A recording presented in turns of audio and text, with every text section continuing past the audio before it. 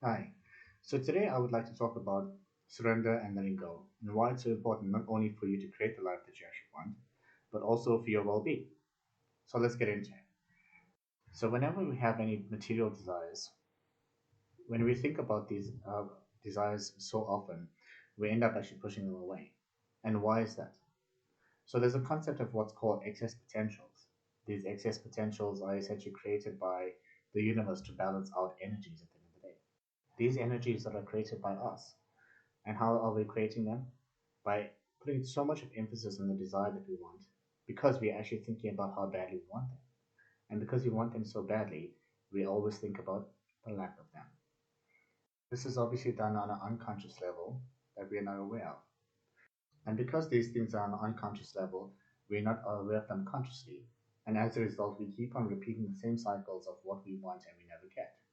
So today, let's learn about how we can actually use the principle of letting go of surrender to start bringing into the life that we want into our own experience.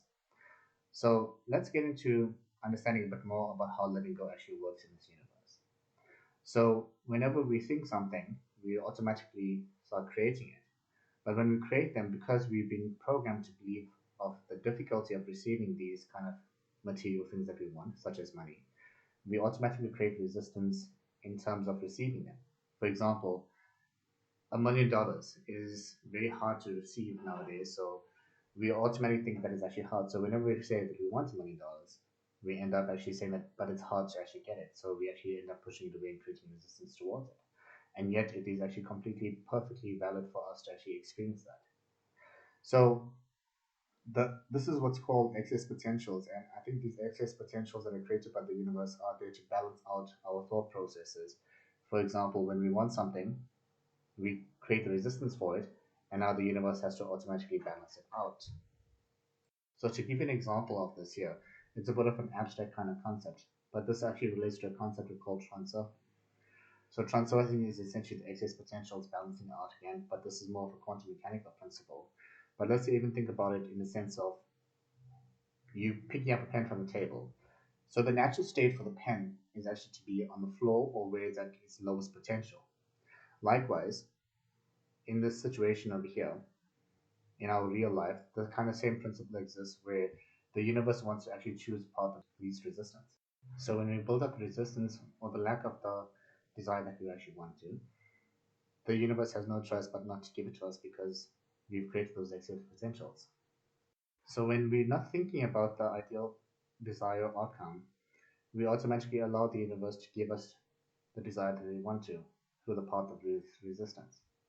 And this is just a fundamental law of nature that. So, how do we actually let go of the outcome, or detach from the desire that we actually wish to experience? So, in my experience, one of the best things about being human is that we always have the conscious choice of being able to respond to stimulus if we choose to. So, for example, if someone is making you angry on the road or cuts you off on the freeway, you have the choice to react with anger or just decide to not to react at all.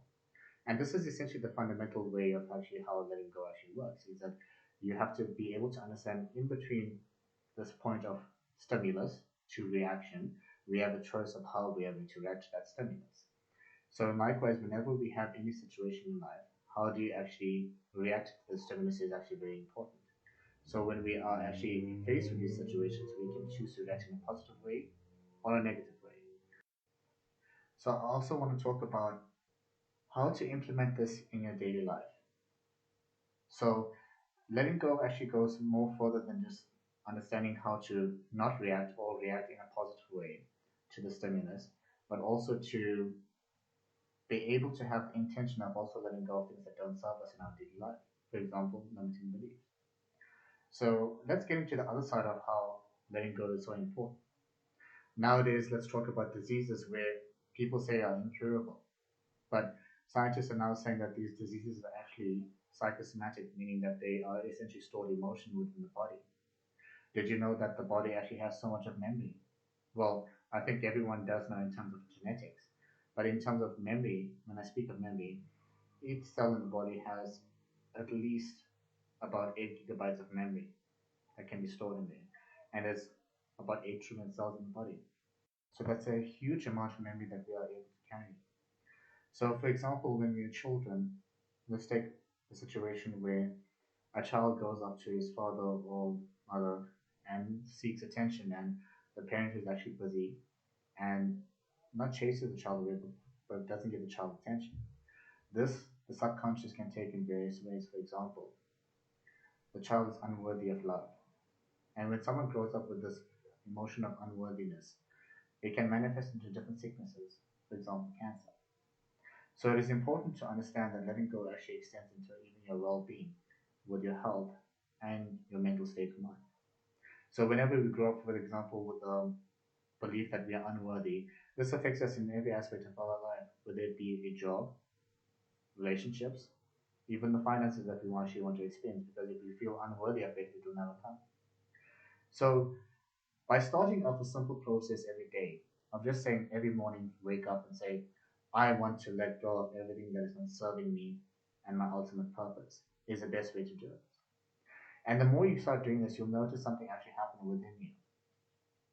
You'll start to notice that there will be a bit more chaos because now that you've surrendered or you're starting to surrender these emotions, your body has natural inbuilt process where it actually wants to remove all this. It's like a built-in natural vomiting system, if you want to call it that, that actually just wants to get rid of things that are not serving you.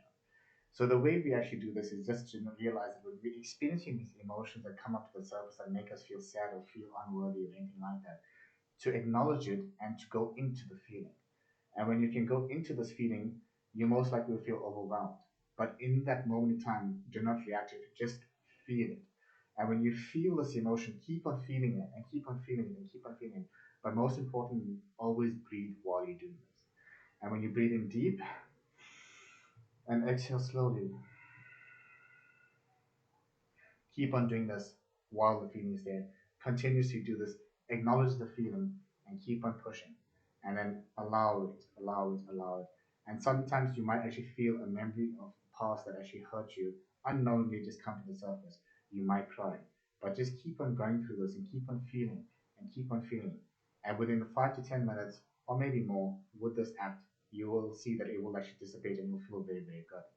This will continuously happen throughout your life, but it's a principle that we should apply every single day in our life.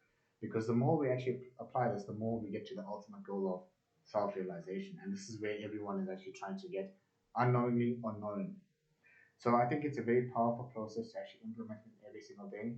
And I hope that this actually finds of great value to you because it has actually added value in my life greatly. So thank you for listening to me, and I hope to catch you in the next one.